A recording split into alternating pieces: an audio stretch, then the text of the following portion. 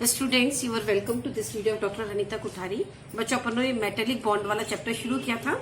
उस metallic bond वाले chapter में हमने देखा था कि मेटेलिक बॉन्ड को एक्सप्लेन करने के लिए डिफरेंट थ्योरी दी गई थी। उसमें से फ्री इलेक्ट्रॉन थ्योरी अपन ने पढ़ ली थी, वैलेंस बॉन्ड थ्योरी के तीनों पार्ट, हाइब्रिडाइजेशन, रेजोनेंस और मेटेलिक ऑर्बिटल पढ़ी थी। और आज हम शुरू करेंगे molecular orbital theory. This is also known as band theory. आपको पता है कि हर थ्योरी की कुछ न कुछ कमी रही, अगली थ्योरी ने उसको दूर किया और मॉलिक्यूलर ऑर्बिटल थ्योरी सबसे अच्छी थ्योरी है और वो लगभग मेटल की सारी प्रॉपर्टीज को एक्सप्लेन करती है। तो मॉलिक्यूलर ऑर्बिटल थ्योरी का जो दूसरा नाम है वो है बैंड थ्योरी। तो सबसे पहले हम बहुत ही सिंपल वे से शुरुआत करते हैं।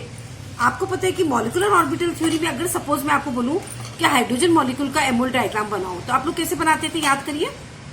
इंक्रीजिंग ऑर्डर ऑफ एनर्जी, एक तरफ हाइड्रोजन की 1s ऑर्बिटल रख रहे थे, दूसरी तरफ दूसरे हाइड्रोजन की 1s ऑर्बिटल, और बीच में आप बनाते थे मॉलिक्यूलर ऑर्बिटल्स।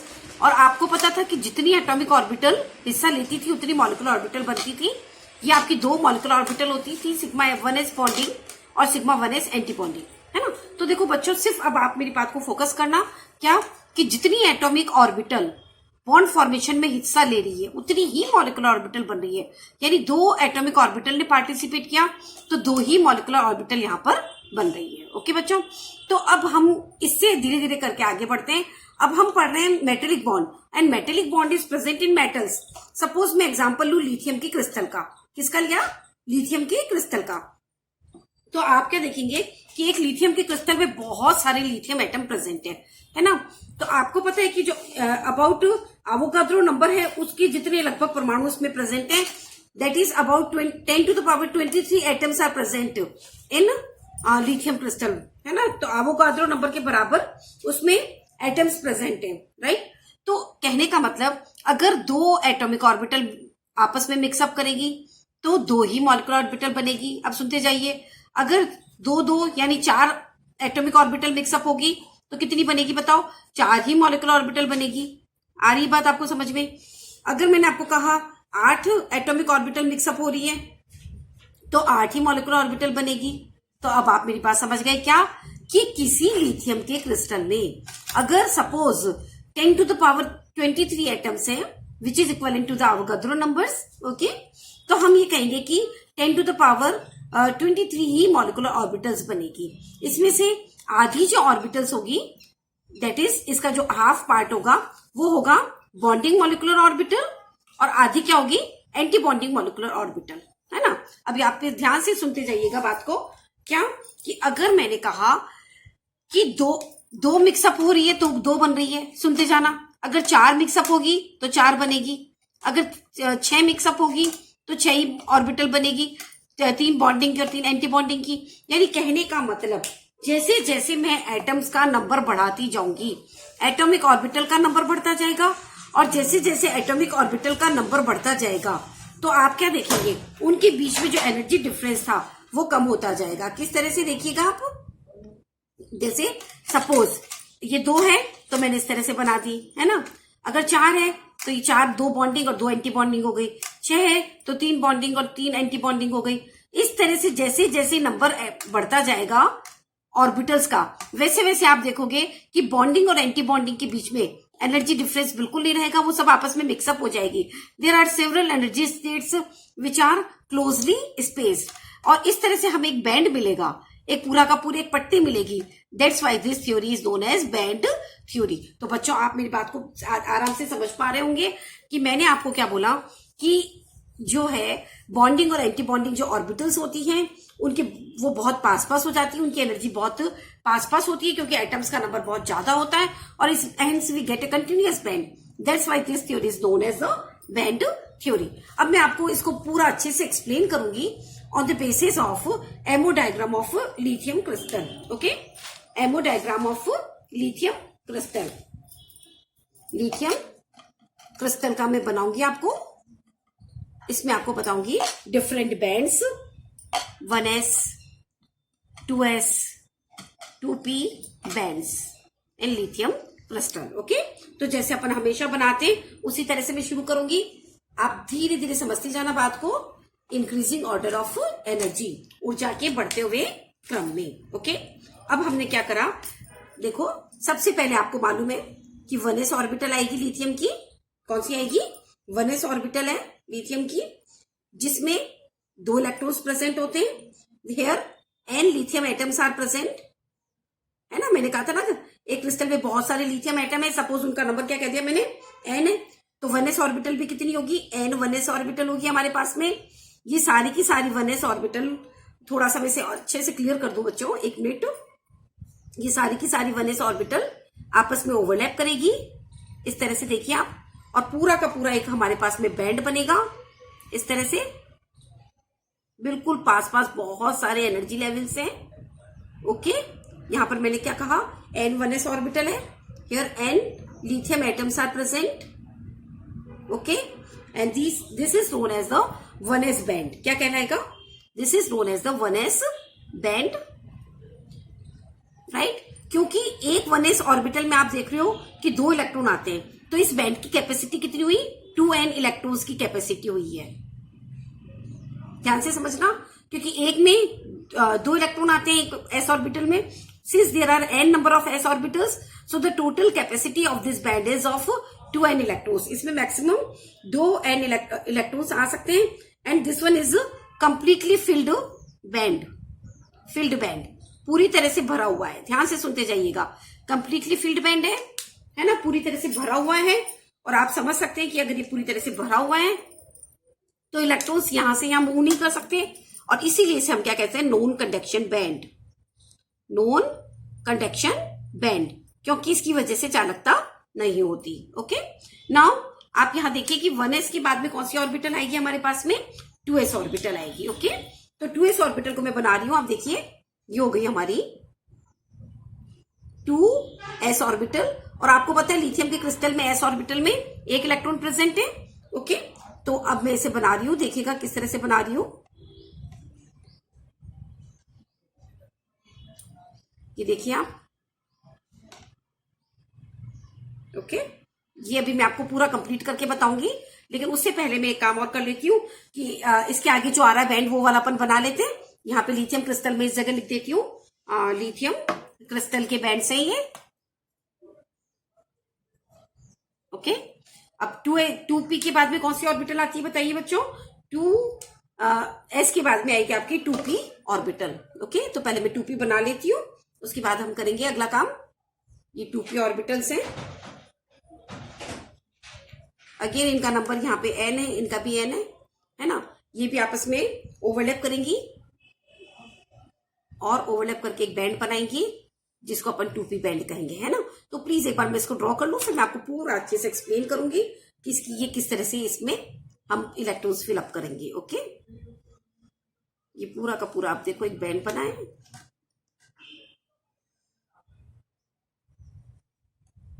ठीक है, ये इस तरह से, है ना।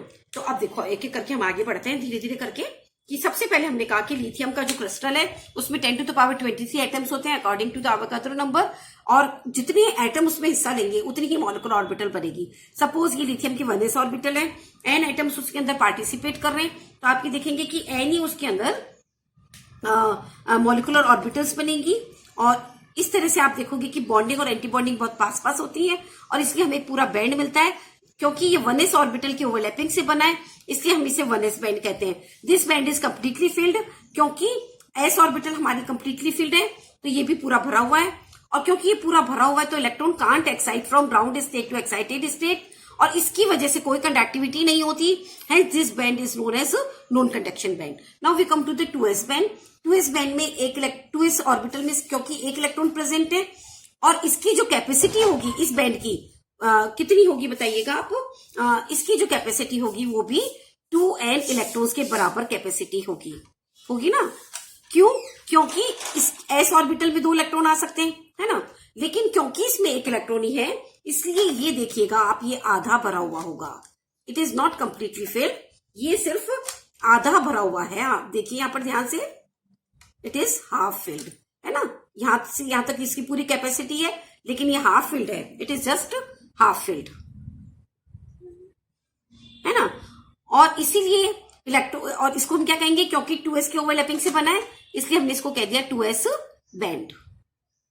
ये 1s बैंड, 2s बैंड हो गया, ये 1s बैंड हो गया, है ना। तो ये जो 2s बैंड है आपका, 2s बैंड। ये हाफ फील्ड है and electrons can move from here to here, वो यहां से यहां जा सकते हैं और इसीलिए this band is also known as the conduction band. इसे हम क्या कहेंगे? कंडक्शन बैंड, चालकता बैंड, कंडक्शन बैंड। नीचे वाले को हमने क्या कहा था? नॉन कंडक्शन बैंड, है ना। अब उसकी बाद में आती है हमारे पास 2p ऑर्बिटल। 2p ऑर्बिटल का जो नंबर है वो भी आप देखिएगा अगेन n है ना। तो ये देखेंगे आप, क्योंकि इसमें p के अंदर एक भी इलेक्ट्रॉन नहीं है, तो ये जो 2p बैंड है पूरा का पूरा खाली बैंड है ना। इस तरह से इसको हमने ये बताया है, ये यहां से यहां तक 2p बैंड है, राइट। तो इसको हम नाम दे देते हैं, ये बैंड कौन सा हो गया आपका? 2p band. And this band is vacant, okay, ये खाली है, राइट। और इसकी कैपेसिटी कितनी हुई बताइए? एक p ऑर्बिटल में कितने 6 इलेक्ट्रॉन आ सकते हैं, तो इसकी कैपेसिटी कितनी हुई? 6n इलेक्ट्रॉन्स के बराबर इसकी कैपेसिटी हुई है, लेकिन ये वेकेंट है। तो कुल मिलाकर ये जो टोटल बैंड है ऊपर से नीचे तक, इसकी कैपेसिटी कितनी हो गई टोटल बताइएगा? 8 इलेक्ट्रॉन्स के बराबर इसकी कैपेसिटी हो गई है ना। ये जो आपका जो बैंड है इसकी कैपेसिटी कितनी हो गई है total? 2n plus 6n equals 8n के बराबर इसकी कैपेसिटी है और इसकी कैपेसिटी हो गई 2n के बराबर। ओके बच्चों, अब ये ध्यान से देखिएगा कि जो ये इनर जो आपका बैंड होता है, जिसे अपन क्या कहते हैं? नॉन कंडक्शन बैंड, अचालक बैंड कहते हैं। और ये वाला आपका क्या कहला रहा है? कंडक्शन बैंड कहलाएगा, क्योंकि इसमें इलेक्ट्रॉन ऊपर से जा सकते हैं और कंडक्टिविटी शो कर सकते हैं। तो इसीलिए इन दोनों की जो बीच का गैप है, इसमें इलेक्ट्रॉन मूव नहीं कर सकते, यानी इलेक्ट्रॉन 1s से 2s में नहीं जा सकते। That's why this is known as forbidden zone. Forbidden zone, clear है? इसे हम कहेंगे वर्जित क्षेत्र, क्योंकि इलेक्ट्रॉन 1s से 2s में नहीं जा सकते, राइट। लेकिन आप देखेंगे कि 2s बैंड का कुछ हिस्सा 2p के साथ ओवरलैप कर रहा है, और वो कितना हिस्सा है? लगभग इट इज अबाउट 1/8 पार्ट, है ना। 1/8 जो पार्ट है वो इसके साथ ओवरलैप कर रहा है। So this is known as overlapping zone. Overlapping zone अतिव्यापन क्षेत्र कहलाता है। क्लियर है? बोलो। यानी कहने का मतलब इलेक्ट्रॉन 2s से 2p में भी आराम से मूव कर सकते हैं। सो this is about the band theory. यानी मैं फिर से अपनी बात को रिपीट करते हुए कहती हूं कि band theory that is the molecular orbital theory, कि जितनी एटम्स हिस्सा लेंगे उतनी मॉलिक्यूलर ऑर्बिटल बनेगी। अगर n एटम्स हिस्सा ले रहे हैं और n ऑर्बिटल हिस्सा ले रही है, तो n ही मॉलिक्यूलर ऑर्बिटल बनेगी। आधी बनेगी बॉन्डिंग और आधी बनेगी एंटी बॉन्डिंग। लेकिन इतना ज्यादा नंबर होने की वजह से बॉन्डिंग और एंटी बॉन्डिंग ऑर्बिटल बहुत पास पास हो जाती है, और इससे हमें एक बैंड की आकृति मिलती है। इसीलिए हम इसको बैंड थ्योरी कहते हैं। 1s बैंड कंप्लीटली फील्ड है, इसे नॉन कंडक्शन बैंड कहते हैं। 2s बैंड हाफ फील्ड है, क्योंकि इसके अंदर एक ही इलेक्ट्रॉन है। और 2p बैंड इसके साथ ओवरलैप करता है, इसका 1/8 पार्ट, जिसे हम ओवरलैपिंग जोन कहते हैं। इलेक्ट्रॉन 2s से 2p में जा सकता है, इसीलिए हमने इसको कंडक्शन बैंड कहा है। यहां से इलेक्ट्रॉन यहां नहीं जा सकता, इसीलिए हमने इसको क्या कहा है? वर्जित क्षेत्र कहा है, राइट। अब मैं आपको एक्सप्लेन करूंगी बच्चों कि what are the differences between the metals that is conductors, okay, then non conductors and then in semiconductors. इनमें क्या अंतर होता है और क्या बात है कि टेम्परेचर बढ़ाने पर जो कंडक्टर्स होती हैं उनकी तो कंडक्टिविटी कम होती है, जबकि सेमीकंडक्टर्स की कंडक्टिविटी बढ़ती है। ओके बच्चों, तो आप बहुत ही ध्यान से मेरे सारे डायग्राम्स को देखना। सबसे पहले मैं आपको बताऊंगी अबाउट द कंडक्टर्स। ओके, देखो कंडक्टर्स की क्या खास बात होती है। Number 1 point, increasing order of energy में बना रही हूं। आप देखिएगा कि उनका जो वैलेंस बैंड होता है वो या तो आधा भरा होता है, पूरा भरा हुआ नहीं होता। यहां देखिए ध्यान से, it is half filled, okay. या फिर उनका जो अगर ये कंप्लीटली भरा हुआ भी है तो वो अगले वाले बैंड से ओवरलैप कर जाता है। किस तरह से देखने का आप, ये है, ये आप देखिए, ये यहां पर मैंने इस तरह से ये बनाया है ये बैंड, और ये दूसरा बैंड है जो कि इसके साथ ओवरलैप करेगा। मैं अभी बना देती हूँ इसको अच्छे से। ये देखिए ये ओवरलैप कर गया, है ना। तो अब आप क्या देखेंगे, ध्यान से देखिएगा, ये बैंड तो कंप्लीटली फिल्ड है ना। देखो आप, ये कंप्लीटली फिल्ड बैंड है,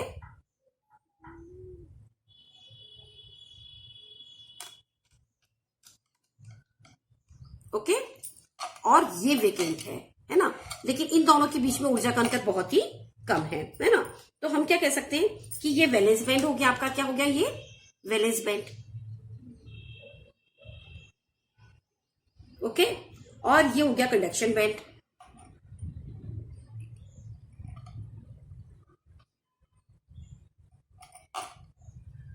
ओके, तो क्या हो गया, वैलेंस बैंड से इलेक्ट्रॉन आराम से कहां जा रहे हैं बताइएगा, कंडक्शन बैंड में जा सकते हैं, क्योंकि इनके बीच में एनर्जी गैप बिल्कुल नहीं है। ओके, तो इन केस ऑफ मेटल क्या होता है कि या तो ध्यान से सुनते जाइएगा, इन केस ऑफ कंडक्टर्स जो क्या कहेंगे आप, चालकों का जो कंडक्शन बैंड होता है वो पार्शियली फिल्ड होता है। This conduction band is partially field, conduction band is partially field, आंशिक रूप से भरा होता है, और इसलिए इलेक्ट्रॉन यहां से यहां मूव कर सकते हैं, और इसीलिए हम क्या कहेंगे, कंडक्टिविटी शो करता है, राइट। या फिर बहुत सारी जो मेटल्स होती हैं, जैसे मैं आपको बताऊं बेरिलियम होता है, मैग्नीशियम होती है, उसको आपको पता है कि उनका जो 2s बैंड होता है वो कंप्लीटली फिल्ड होता है, उसका जो 2s बैंड होता है वो क्या है, कंप्लीटली फिल्ड है ना। फिर भी वो कंडक्टिविटी शो करती है। कितनी बार ये क्वेश्चन पूछते हैं कि इसका जो 2s बैंड है वो तो कंप्लीटली फिल्ड है, फिर भी ये मेटल्स क्यों है, व्हाई दीज आर मेटल्स। तो इसका कारण क्या है कि इनका जो np बैंड होता है ये है ना, दैट इज 2p बैंड होता है, ये 2p बैंड है, ये वेकेंट होता है, बट ये आपस में ओवरलैप कर जाते हैं, इनका अतिव्यापन हो जाता है, इसलिए इलेक्ट्रॉन 2s से 2p में जा सकता है, और इसीलिए कंडक्टिविटी शो करती है। बात समझ में आ रही है कि इनका या तो कंडक्शन बैंड हाफ फिल्ड होता है, दूसरा पॉइंट ये है कि इनका ये जो बैंड होता है ये आपस में ओवरलैप कर जाता है, और यही कारण है कि बेरिलियम और मैग्नीशियम में ये बैंड कंप्लीटली फिल्ड होते हुए भी they are good conductor of heat and electricity, वो बहुत अच्छी चालक होती हैं। Now we come to the non conductors. अब हम चालक की बात करते हैं। अच्छा, एक बात और मैं बताना चाहूंगी, इन केस ऑफ कंडक्टर के केस में जब भी हम टेम्परेचर को बढ़ाते हैं तो कंडक्टिविटी कम हो जाती है, टेम्परेचर को हम इंक्रीज करते हैं तो कंडक्टिविटी डिक्रीज होती है, डिक्रीजेस। क्यों?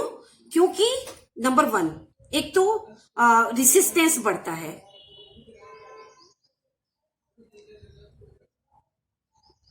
प्रतिरोध बढ़ता है ना। क्यों? क्योंकि जब हम किसी चीज को गर्म करेंगे तो लैटिस वाइब्रेशंस बढ़ जाएंगे और उसकी वजह से प्रतिरोध बढ़ जाएगा। दूसरी बात एक इंपॉर्टेंट है, वो है इफेक्टिव इलेक्ट्रॉन नंबर। ध्यान से सुना, इफेक्टिव इलेक्ट्रॉन नंबर टेम्परेचर बढ़ाने पर कम होता जाता है, decreases when we increase temperature.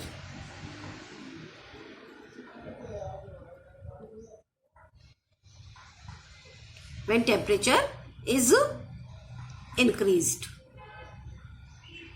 जब हम तापमान बढ़ाते हैं तो इफेक्टिव इलेक्ट्रॉन नंबर कम होता है। अब ध्यान से सुनिएगा, इफेक्टिव इलेक्ट्रॉन नंबर को हम कैसे डिफाइन करेंगे। इफेक्टिव इलेक्ट्रॉन नंबर इलेक्ट्रॉनों की उस संख्या पर निर्भर करेगा जिनके लिए निम्न ऊर्जा की खाली कक्षक उपलब्ध हो। ध्यान से सुनिएगा, इलेक्ट्रॉनों की वह संख्या जिसके लिए निम्न ऊर्जा के खाली कक्षक उपलब्ध हो। अब आप ध्यान से सुनिएगा कि हम ये देखेंगे कि जब इलेक्ट्रॉन ऊपर जाएगा तो बहुत सारे एनर्जी लेवल खाली है ना, तो एक इलेक्ट्रॉन ऊपर चला गया, राइट, तो खाली लेवल्स कम हो गए, फिर 2 चले गए, खाली लेवल और भी कम हो गए। तो इलेक्ट्रॉनों की वह संख्या जिनके लिए ये ऊर्जा स्तर, खाली ऊर्जा स्तर उपलब्ध हो, वो कहलाता है इफेक्टिव इलेक्ट्रॉन नंबर, है ना। तो जैसे जैसे हम टेम्परेचर बढ़ाते जाते हैं इलेक्ट्रॉन ऊपर जाते हैं, है ना, और जब इलेक्ट्रॉन ऊपर जाएंगे तो इलेक्ट्रॉनों की उन संख्या में कमी आ जाएगी जिनके लिए कि खाली ऊर्जा स्तर उपलब्ध हो। और यही कारण है कि जब तापमान बढ़ाते हैं तो खाली ऊर्जा स्तरों में कमी आती जाती है, क्योंकि इलेक्ट्रॉन्स उनको ऑक्यूपाई करते जाते हैं और इफेक्टिव इलेक्ट्रॉन नंबर कम होता है। क्लियर है, बोलो, है ना। तो आप यहां पर ये देखेंगे कि कंडक्टर्स के केस में जब हम टेम्परेचर बढ़ाते हैं तो नंबर 1 प्रतिरोध बढ़ता है, क्योंकि वाइब्रेशंस बढ़ते हैं और एटम अपनी इक्विलिब्रियम पोजीशन में मूव करने से प्रतिरोध बढ़ता है। और दूसरी बात यह है कि effective atomic number, electron number में कमी आती है, प्रभावी इलेक्ट्रॉन संख्या में कमी आती है। प्रभावी इलेक्ट्रॉन संख्या इलेक्ट्रॉनों की उस संख्या है जिनके लिए निम्न ऊर्जा के खाली कक्षक उपलब्ध हो, तो जब इलेक्ट्रॉन ऊपर जाएगा तो निम्न ऊर्जा के खाली कक्षकों की संख्या में कमी आती जाएगी। क्लियर है? बोलो। Now we come to the non conductors. अगर हम बात करें नॉन कंडक्टर्स, तो आप देखिएगा नॉन कंडक्टर्स में क्या हो रहा है। नॉन कंडक्टर्स, अगर हम नॉन कंडक्टर्स को देखें तो अगेन आप देखिए वही दो बैंड में बना रही हूं, लेकिन आप अंतर देखिएगा मैं क्या कर रही हूं। ये बैंड है इनर बैंड जो कि कंप्लीटली फिल्ड है। ओके, है ना? चाहो तो मैं इसको सिंपल उसी तरह से जैसे हमेशा बता रही हूं उसी तरह से बना देती हूं ताकि कोई कंफ्यूजन ना रहे। ये बैंड है, ये कंप्लीटली फिल्ड है। Okay, this is the valence band which is completely filled. Okay, now we come to the conduction band. देखना ध्यान से, हमारे कंडक्शन बैंड पे ये हो गया आपका कंडक्शन बैंड।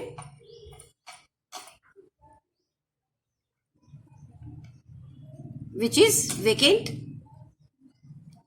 ओके, और जो ये वर्जित क्षेत्र होता है, ये ऊर्जा का जो अंतर होता है, दिस इज लार्ज। ये ऊर्जा का अंतर बहुत ही ज्यादा होता है। This forbidden zone is of large energy difference, है ना? इसमें ऊर्जा का अंतर बहुत ही ज्यादा होता है और इसीलिए इलेक्ट्रॉन इस बैंड से, वैलेंस बैंड से कंडक्शन बैंड में नहीं जा सकते और इसीलिए नॉन कंडक्टर्स होते हैं। आ रहा है समझ में? Large energy difference between the valence band and conduction band. Now we come to the our third category, and that is the semiconductors. Semiconductors. अब आप ध्यान से देखिएगा कि मैं क्या डिफरेंस कर रही हूं सेमीकंडक्टर्स में। अगेन दो बैंड हम बना रहे हैं, ये देखिएगा वही आपका वैलेंस बैंड जो कि आपका कंप्लीटली फिल्ड है। ओके, और सेकंड हम बना रहे हैं कंडक्शन बैंड जो कि वेकेंट है, but this gap between the valence band and the conduction band is very less. This gap is जो है इसके बीच में less energy difference, less energy difference. Okay, किस किस के बीच में? Valence band and this one is the conduction band, है ना? तो जब आप देखेंगे कि इनके बीच में ऊर्जा का अंतर बहुत ही कम होता है, ये वर्जित क्षेत्र जो होता है ना, this is known as forbidden zone, ये वर्जित क्षेत्र बहुत कम होता है। इलेक्ट्रॉन आराम से वैलेंस बैंड से कहां जा सकते हैं? कंडक्शन बैंड में जा सकते हैं।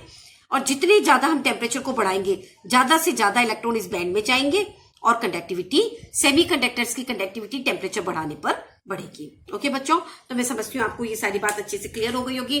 फिर से अपनी बात को रिपीट करते हुए कि बैंड थ्योरी में हम क्या करते हैं कि मॉलिक्यूलर ऑर्बिटल्स का फॉर्मेशन होता है, और क्योंकि मॉलिक्यूलर ऑर्बिटल्स बहुत सारी होती हैं, वो आपस में बहुत पास पास प्रेजेंट होती हैं, और इसलिए हमें एक बैंड की आकृति मिलती है, एक पूरी की पूरी पट्टी मिलती है, जिसे हम क्या कहते हैं? बैंड। ओके, कंडक्टर्स के केस में जो आपका वैलेंस बैंड होता है, जो कंडक्शन बैंड होता है, वो पार्शियली फील्ड होता है।